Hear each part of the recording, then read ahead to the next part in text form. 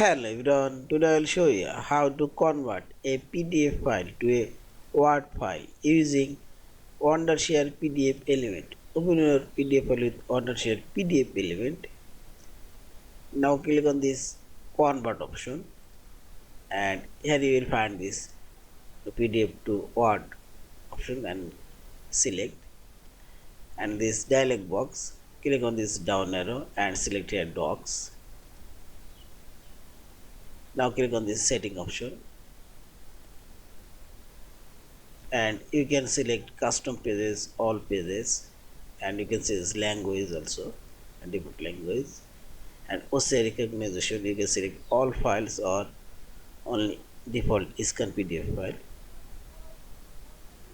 and default, select OK.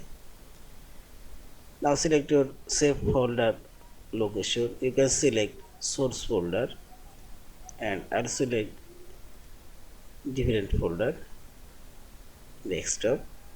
Now select and finally select OK. Our PDF file now converted and open folder.